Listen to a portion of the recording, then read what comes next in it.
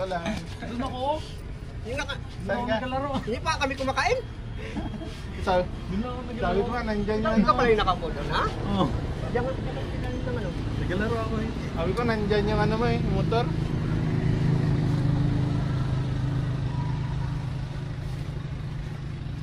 Yung sticker nyo, sir, nakabigay ni Sir Maki. Yung kay Ma'am ano? Kay Ma'am Miriam.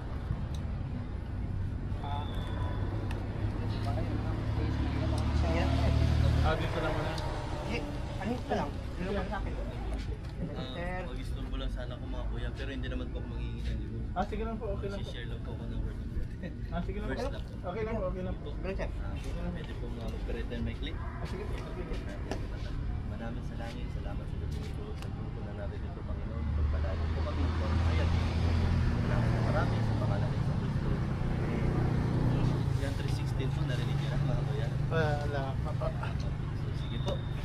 Sabi po sa John 3:16, sapagkat gayon na lamang ang pag-ibig ng Diyos sa Panginoon, kaya ibinigay ang kanyang kaisa-isang anak upang ang sinumang sumampalataya ay hindi mapahamak, kundi magkaroon ng buhay na walang. Grabe po, ano? Isa po siya sa pinakamahalaga na nakasulat sa New Testament, at yun po ay ang pag-ibig ng Panginoon. For God so loved the world. So, inibig niyo po tayo.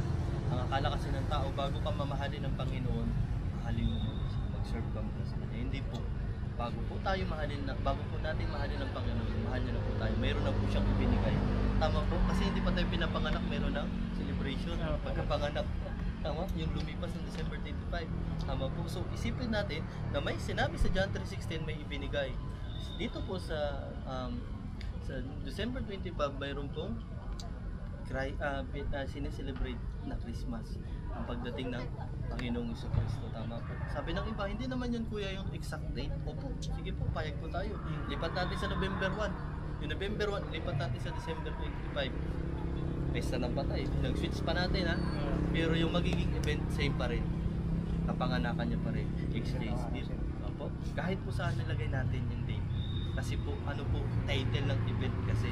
Yung ibig sabihin, yung pinahalagahan, yung pagdating. Tama. Yung pag-ibig ng Panginoon. Roma 3:10 ayon sa nasusulat, walang matuwid, walang kanisa.